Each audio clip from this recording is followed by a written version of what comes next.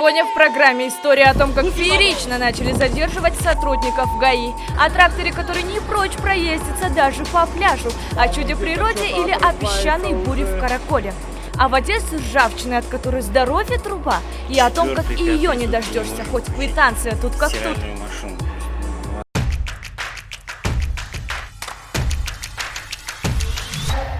Здравствуйте! Актуальные темы, острые вопросы, вопросы, подлежащие обсуждению. Это все в программе «Дизлайк».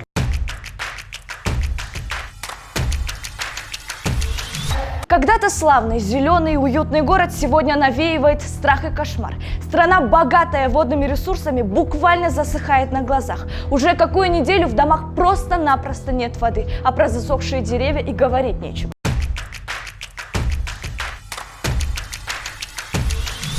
А сейчас мы на месте событий пришли узнать мнение людей. Это Красный Строитель, кирпичный район, был построен во времена СССР. И водопроводные трубы были рассчитаны на определенное количество домов. Потом появились новостройки, с кем кирпичный делит воды. Естественно, напора сейчас мало. А также водопроводные трубы тоже с эпохи СССР. И сейчас есть определенный даже привкус воды. Мы сейчас сами узнаем мнение людей и посмотрим на эти трубы. Наши трубы очень старые на кирпичном, им уже больше 60 лет. Даже мы сами не знаем, боимся, да, эту воду можно пить, нельзя пить. Сами покупаем, если честно сказать, с магазина. Когда у нас природная вода, это наша родина, наш Кыргызстан, у нас должна быть вода своя, хорошая. Ну, у нас вода хорошая, ни жалоб нету, просто трубы вообще непонятные и опасно пить, потому что мало ли что, можно и в больницу попасть так. Неделю назад у нас буквально соседи горели, у них произошла вспышка проводки, и мы, соседи, все нашей дружной улицей пытались потушить, но так как напора не было, нам удалось это с трудом, мы черпали воду с луж, чтобы хоть как-то помочь. Весь наш район кирпичный, Нижняя Аларча, все люди слезно плачут, пожалуйста, разберитесь с этой проблемой. Трубы эти проложили в 68-м, то ли в 69-м году. Уже этим трубам 60 лет. Когда где-то прорыв что-нибудь, начинают ремонтировать, и везде вода идет ржавчина. Принесли по 700 сом, якобы за полив огородов. Но как можно поливать огороды, когда воды вообще нету? Не то, что там поливать, даже умыться и напиться воды. Днем вообще нету, вечером нету. Это очень неудобно, дискомфортно. Поэтому за что платить 700 сомов, мы тоже не знаем. Вот на сегодняшний момент это самый хороший напор за все время, за всю вот эту жару.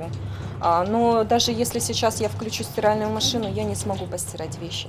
Так происходит и утром, и вечером. Мы даже просыпаемся иногда ночью в 2-3 часа ночи, чтобы постираться. Но и то у нас стирка останавливается от того, что все равно не хватает напора.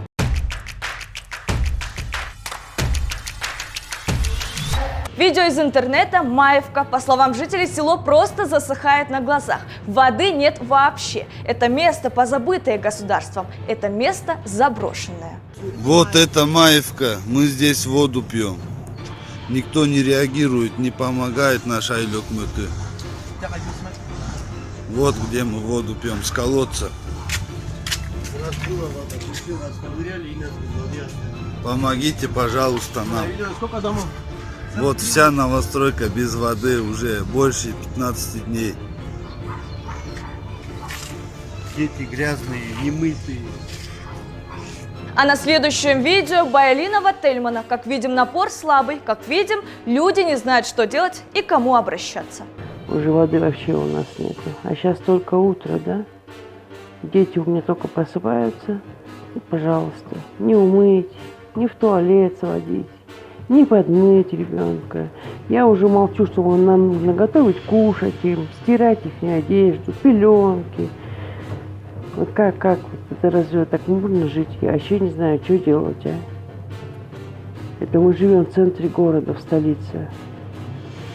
Вчера я к вам обращалась, теперь сегодня. Вот, пожалуйста, вот так у нас вода.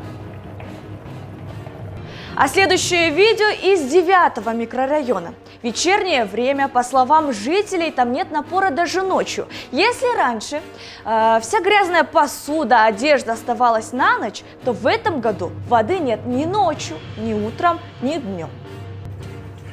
11 часов вечера. давление воды в 9 микрорайоне на 4 этаже.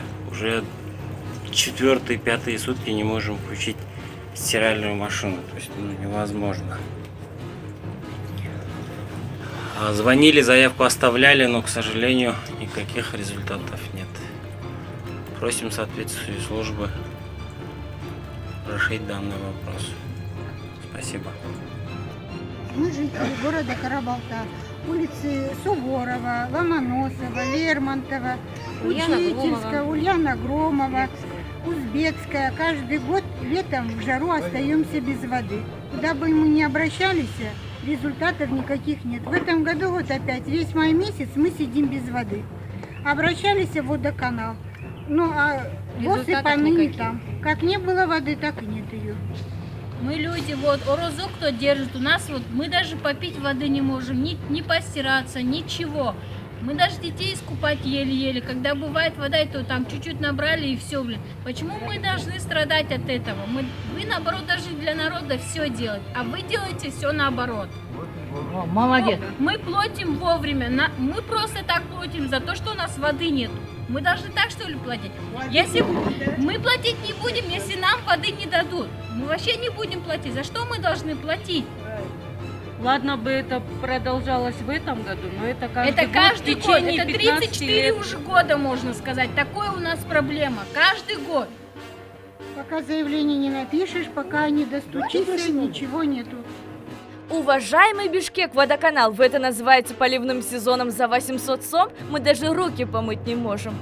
Ну а что хотите, по арыкам воды нет, а частному сектору нужно деревья поливать. Заплатить штраф, если поймают, дешевле, чем скважину бурить за несколько тысяч долларов. Ага, каждый год слышим одну и ту же песню. Что деньги дали, теперь будем делать? Куда и боишься скоро? Достало, куда ни плюнь, везде его слышишь. А развязку мы нашли на улице Васильева Маркса. Там влажно, если не сказать потоп. Потому что определенный житель выливает большое количество чистой питьевой воды просто на улицу. Вы даже представьте себе, это даже не огород, даже не двор, а большая улица. Вы спросите, зачем? Чтобы не было пыльно. Каждый день вот так вот заливает всю улицу водой, причем питьевой. Вот товарищ вот с этого дома, это Васильева Манаса. Вот, боремся за питьевую воду, чтобы другие тут не пылили ему, другие машины, он не думает, что они пачкаются, вот так вот.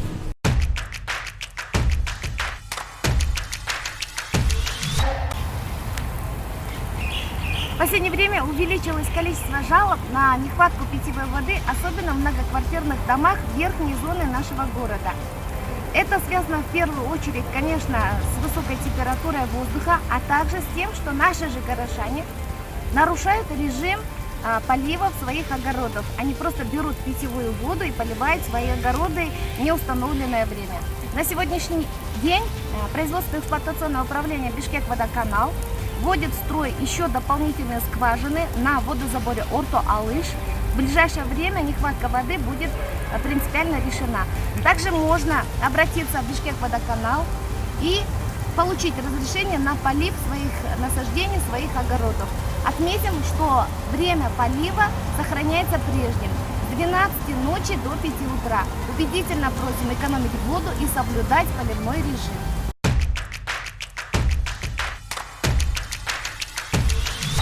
А на следующих видео наша жемчужина озера Иссык-Куль. Вы можете своими глазами увидеть, как местные жители халатно относятся к природе.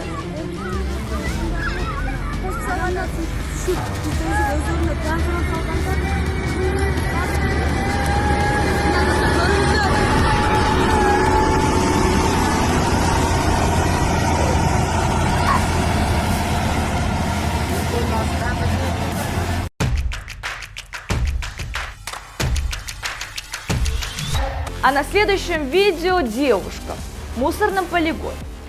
Запах, конечно, не передать, но какой ужас творится, вы можете увидеть своими глазами. Всем привет!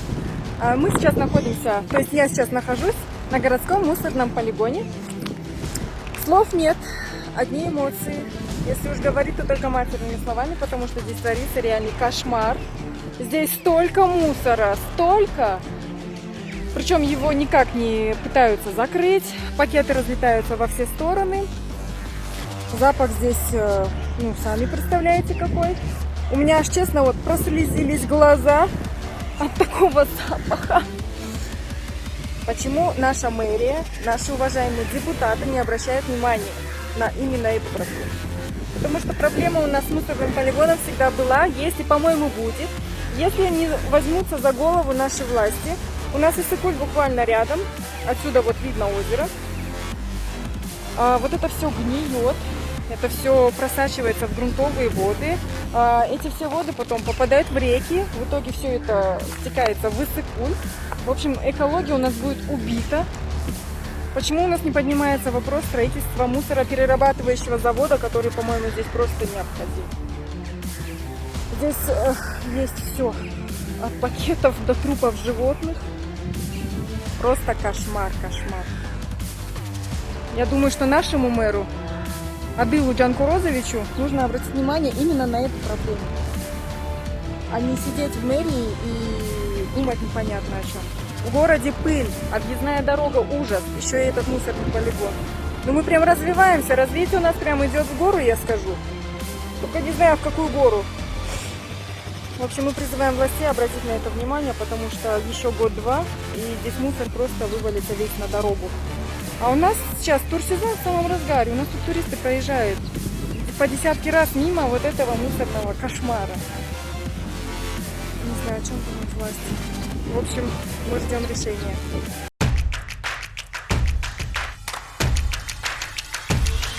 Стоит по встречке Ахумбаева лимузин «Хаммер».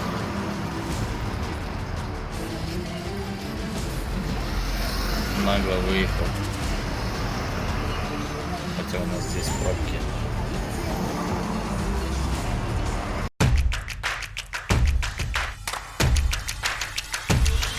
Как вы думаете, это аномальное явление природы или же ответ планеты на деяния его жителей? Вот она, песчаная буря пришла. Настоящая. Вот такие чудеса в Караколе случаются, природные. Песчаные бури.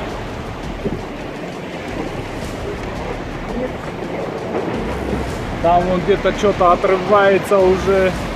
Сейчас где-то что-то у кого-то что-то полетит. Ох, блин. Сейчас еще молния, наверное, шарахнет.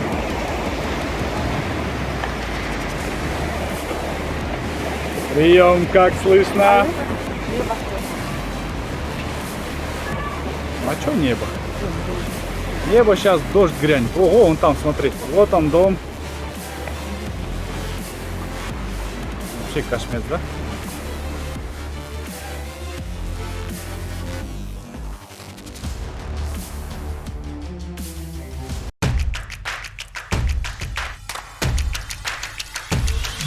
А такое можно увидеть только в фильмах ужасов. В Бишкеке вышли из-под контроля клопы. Уже 1000 клопов проникли в жилые дома. Вы только представьте ужас и кошмар горожан, обнаруживших паразитов в своей постели, на кухне и в пище. Что нас ожидает в будущем? Какой дрянью может заразить паразит?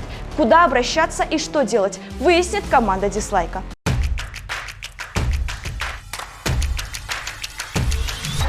Всем привет! Наши дорогие бишкекчане. Я с проблемой нашествия вот этих жуков у нас в городе. Где растут карагачи, они везде. В квартирах, несмотря на москитные сетки, они лезут. Ребенок уже по ночам спать боится, в постель лезут. Ни карандаши, ни дихлофос. Уже ничего не помогает. Вот такое количество я собрала только с окна кухни. И вот так собираю я 5 раз в день. Знает ли кто-нибудь, кто должен этим заниматься, этими зараженными карагачами? Зеленстрой, санэпидемстанция. Что вообще нужно делать? Куда можно обращаться? Потому что это уже невыносимо. Весь дом уже в этих жуках. А следующее видео, которое мы предлагаем обязательно посмотреть, мы взяли из Фейсбука. Как мы видим, клопы захватили весь жилой дом.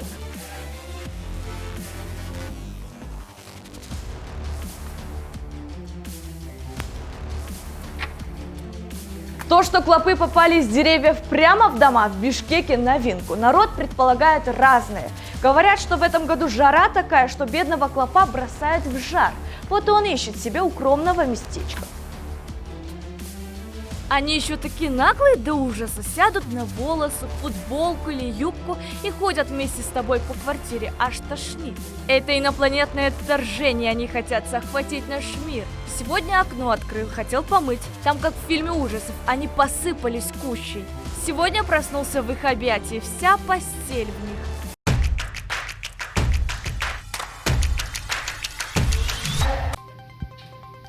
В этом году наблюдается большой рост, большое количество вязовых клопиков, которые сейчас стали проникать в наши квартиры, в наши жилища, в наши дома. В этой связи хотим сообщить, что эти насекомые не представляют угрозы для здоровья, для нашей жизни. Это пока что безвредные насекомые. К очень большому сожалению, количество их увеличилось, потому что был очень затяжной дождливый весенний сезон. И сейчас с наступлением жары, сухого периода, их активность будет спадать. К большому сожалению, муниципальное предприятие Бишкек-Зеленхоз не обладает функцией по химическому опрыскиванию вообще растений на улице в городе. Этим занимается Департамент химизации и защиты растений, конкретно отдел фитосанитарной безопасности Министерства сельского хозяйства. Можно к ним обратиться только по деревьям, которые на улице. А что касается защиты внутри помещений, внутри ваших квартир, то можно обратиться в Санэпидемнадзор. И тогда специалисты могут выехать и сделать обработку ваших помещений. И в том и в другом случае эти услуги будут предоставляться платно. А для наших горожан мы бы посоветовали все-таки натянуть москитную сетку. Это главная механическая преграда. И два способа. Один из них — это обыкновенный карандаш, которым мы отпугиваем обыкновенных квартирных тараканов, либо простой дихлофос. Также есть еще дополнительные средства от этих насекомых, которые также можно приобрести в нашем городе.